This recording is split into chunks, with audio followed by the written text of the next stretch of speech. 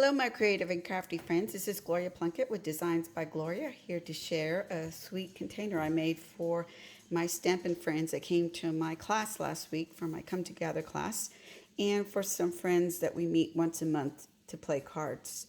We play hand and foot once a month at each other's homes, and I made them these sweet treats.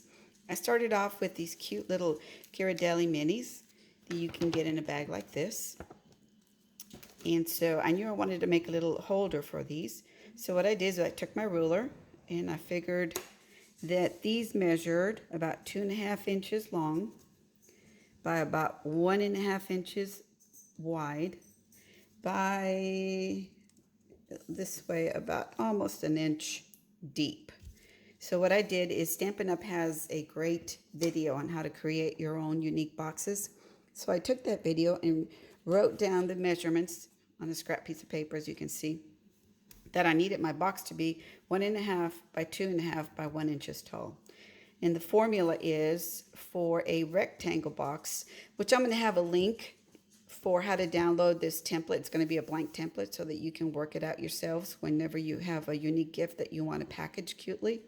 So on either side of the, let me show you this blank template. It's probably easier.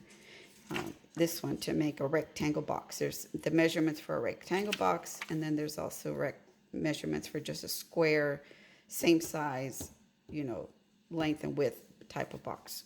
So I went with the rectangle. And the first number here you're going to put is how tall you want your box to be. So I wanted it 1 inch, so I'm going to put 1 inch here and here like I did here. The length of my box was 2.5 inches, so I added that here. Again, the height of the box here and here, 1 inch. And the width of my box is 1.5 inches. I added those together, which gave me a 4.5 by a 3.5 inch bottom. For the top, I wanted the sides of my box to be only 3/4 inch tall. So I added 3/4 inch on all 4 of my measurements. Again, the width and the length of my measurements here, added those up, and that's how I came to 4 inches by 3 inches for the top of the box.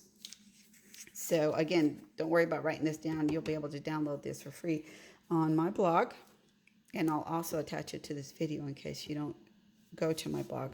So I brought in a piece of paper which is cut at 4.5 by 3.5 for the bottom, and then 4 inches by 3 inches for the top.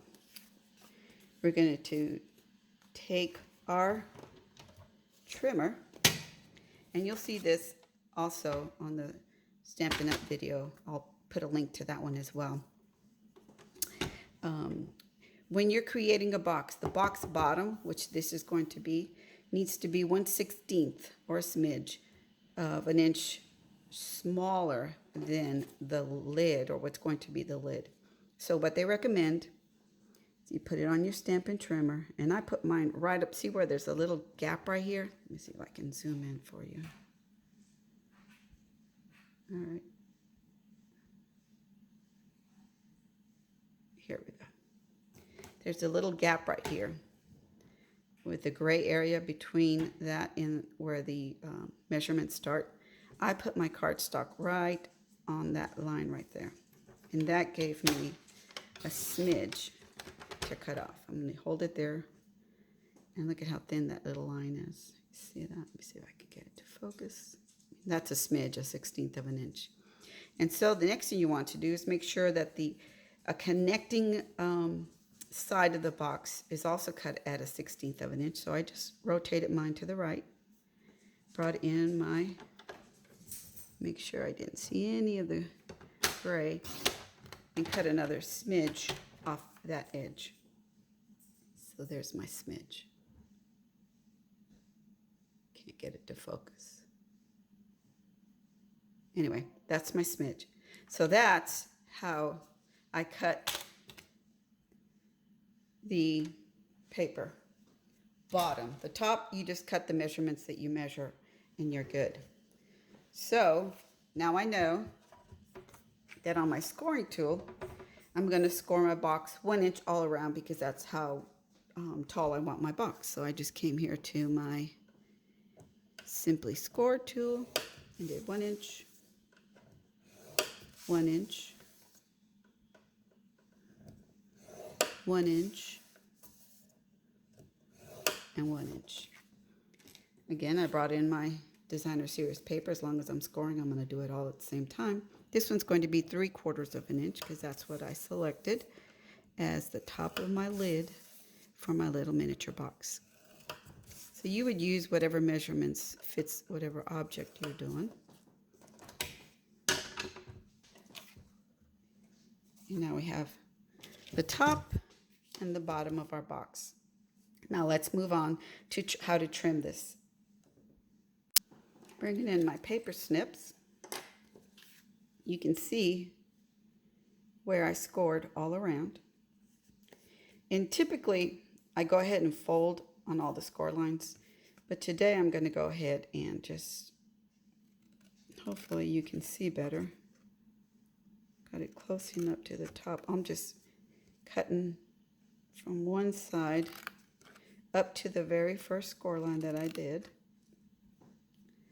And then I'm going to take a snip off the edge of each corner of the box.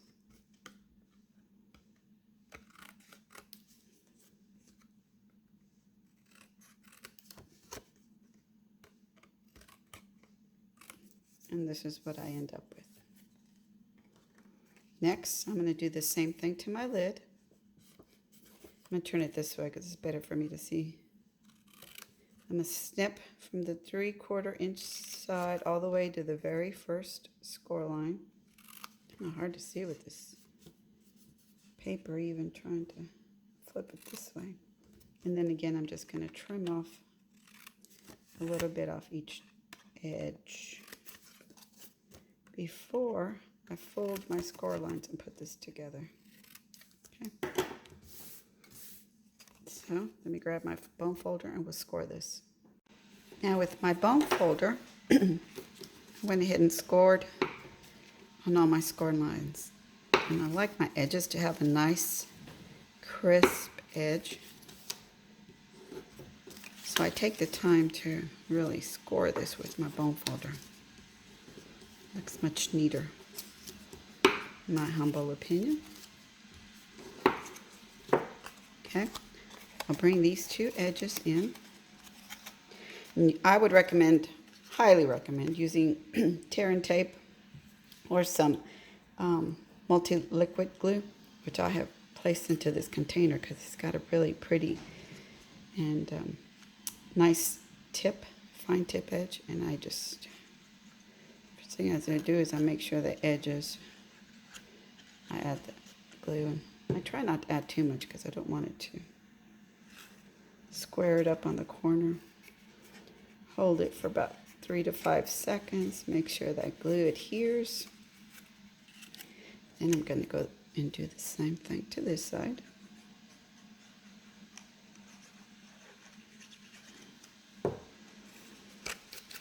Square up my corner.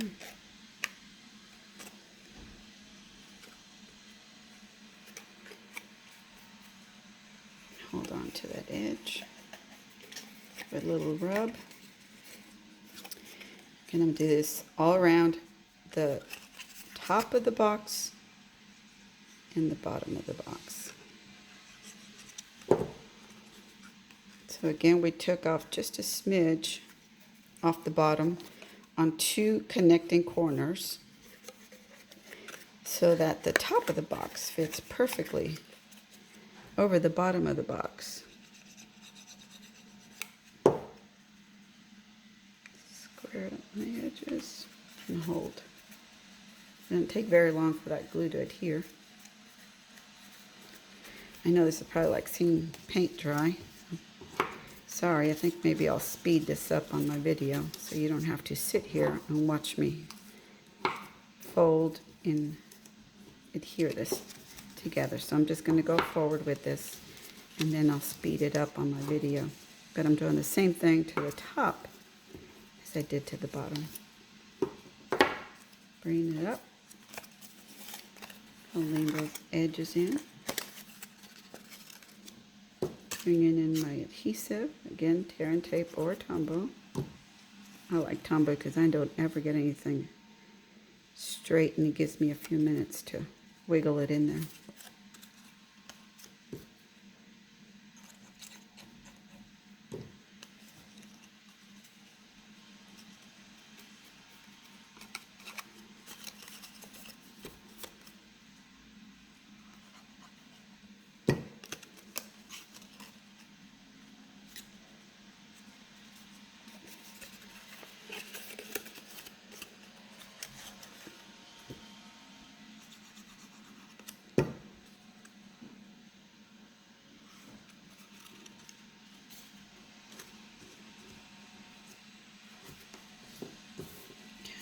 Bring in my bottom, slide on my top, and I've got a perfectly fitted bottom. So the bottom is 1 inch tall.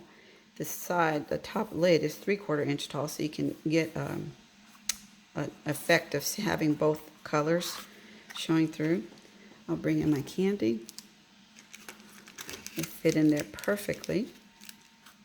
Bring back my top and place it on top. I use the Tiny Keepsake stamp set and use this greeting here that says Sweet Treats. I cut that out with my curvy keepsake box dies, this particular one here. And I also cut a little greenery to add on there, and I use that little die right here. There's 2 of them with more leaves and less leaves. And you get all these 10 pieces for this die. I love it. It's perfect size for just this small candy. You don't want to break the bank giving away candy. So I'm bringing in my Come Together ribbon, and I'm going to very lightly, I'm not going to do it too tight because I want them to be able to remove the ribbon easily. Actually, let me do this.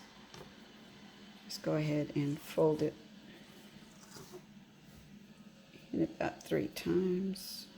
It's about 3 rolls.